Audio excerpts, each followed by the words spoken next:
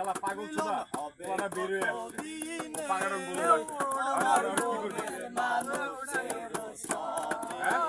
ওই আমার মনের মানুষ একবারে আমিও দিকে যাব মিলন হবে কতদিনে মিলন হবে কতদিনে আমার মনের মানুষের সনে ওই আমার মনের মানুষের সনে